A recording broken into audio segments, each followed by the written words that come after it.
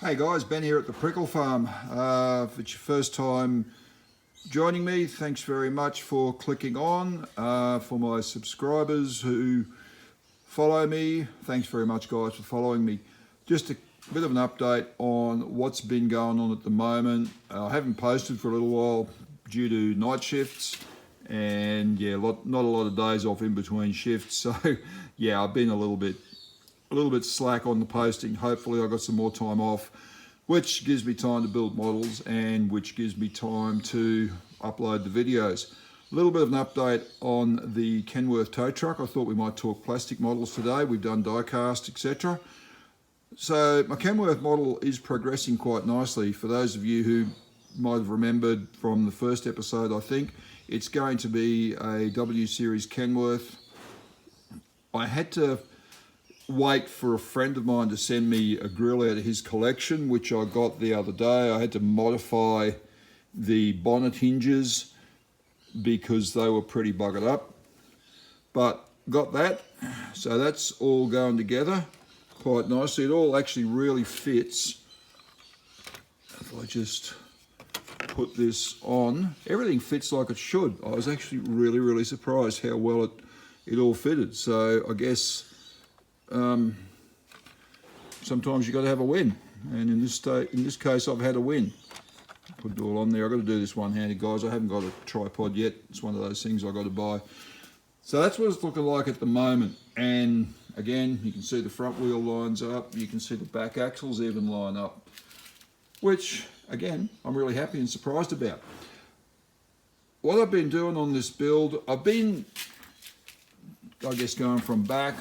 I've been playing around with the back tow bed. I had to fabricate bits and pieces because I bought this as a glue bomb and there was bits missing. So I've had to do that, and that's fine. So I've just started off on the base for the jib there. I'll cut some Plastrocked up and I'll dummy that up with angles, so that'll be great. I'm sure that'll be a ton of fun for me. The sleeper, that's just kind of sitting there, held on with good wishes and hope, but it's super glued where it needs to be super glued. I guess the exciting, well, maybe not exciting news, but exciting for me, I cut out the back window to make that a walk-in sleeper. Did that last week. And that actually turned out not too bad at all. Yes, there's a little bit of work to do with sanding, but this was a glue bomb, so yeah, I've got to sand all the glue back and everything like that. There's a gap there in if you can have a look on the left-hand side, I'll just zoom it in, you can see that'll need some filler, but that's fine, I can fix that up. But that came up quite well. Did the same thing, I did the walkthrough in the cab bucket, so that's nowhere near right yet, but that's kind of how it's going to be just for the moment. I've got to file that all out. Found a firewall off the kit, so that is pretty much what's been going on. I ratted through my spares box and I found an old Detroit diesel I bought from, I really can't remember who now. I think Warwick Denton might have sold me that. There's bits missing off it, but that's okay. The gearbox that was with it was only small, so I ratted the gearbox out of an old I think it's an old Diamond Rio kit. I really don't even know what sort of transmission it is. If anyone out there knows, please tell me so I know, because I have no idea what it is. I guess I could also have a bit of a look. So I took that transmission off, sanded that one back, adapted on, and she's sitting on there. What else did I do? I'm going to have snorkel type air cleaners going on it, high-rise ones as you would see in Australia. That's them. I've mucked around with those. Made a prototype beacon to go on the winch jib. That's it there. Yeah, it looks pretty crap in that angle. Yeah, maybe that looks a little bit better. So that's the old style AMT beacons. The base is just a piece of tube that I cut down, sanded flat. I know it doesn't look flat, but it is. And I just use Molotow pen on that, so for the base, and I will dummy up some sort of a a bulb arrangement inside, so it looks a little bit like something. That's going to go on the winch jib. I'm going to make up another 2, and they'll go on those high-rise snorkels. So that's what's going on there. Work is progressing, and yeah, it's quite good. I've also decided I've got the Ataleri, out of the Ataleri truck conversion kit, I've got those Spider rims. Still, jury's still out on those. Don't know whether I like them, don't know whether I'll use them. I've got some AMT spiders there that I may even use on the back. They might look a little better, I'm not too sure. Still mucking around, like I said, jury's out. What I also wanted to talk about today, as we're talking model trucks, and that's kind of my passion, is I wanted to talk about a rebuild that I did many years ago. If I'm really smart enough and good enough to put some pictures in, I'll show you how I got this kit, or this particular model. So what we've got there is the International Transtar 4300.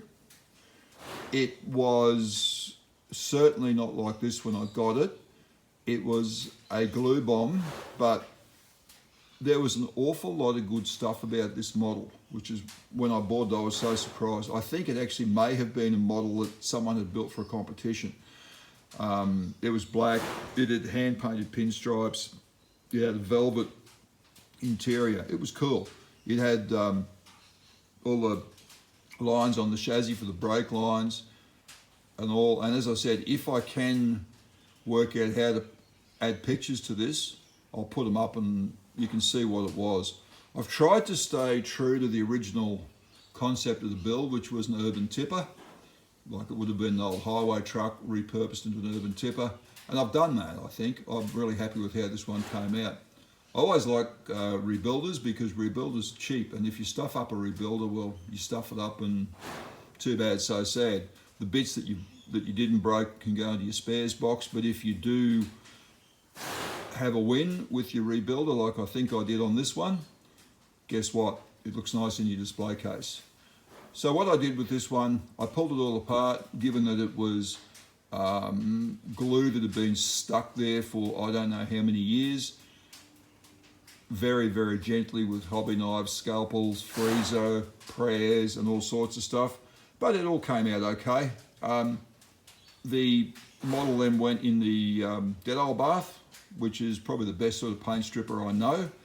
It went in there and it sat there for ages. Dettol is probably a really good paint stripper, because what it does, it removes the paint, but it doesn't bugger up the plastics.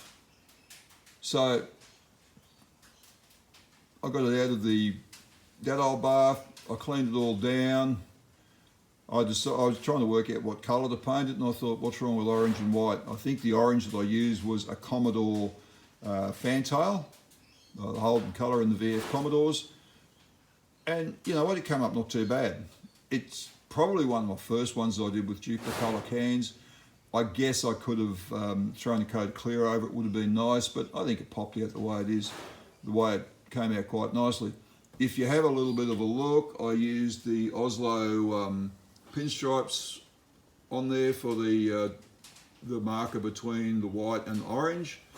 And I'll tell you what, the guys that do pinstriping on a model truck have my sincere admiration.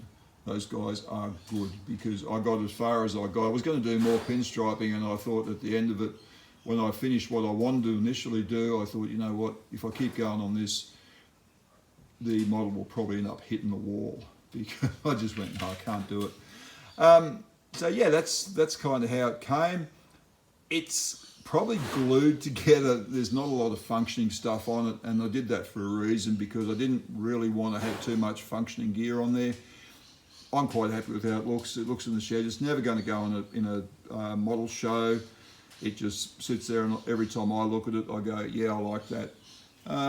From the top, I guess if you have a bit of a look, you can see up there, I've got to make a big thanks to a couple of my friends in the model trucking community, Frank Berthasell, who helped me out immensely with bits for not just this kit, but a lot of other bits I've had, a lot of other kits I've had.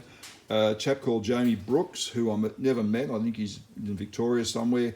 Jamie sent me up the badges and the clearance lights and all sorts of good stuff that he had out of a wreck. And yeah, big thanks to those guys and also the model truck community for helping me and encouraging me when I thought a few times that it probably wasn't going to work, but it did. So guys, that's just it from the Prickle Farm, just a quick one. Thanks very much for those of you who've tuned in. Thanks very much for the comments and the likes and the subscriptions, and I hope to catch you again. Bye-bye.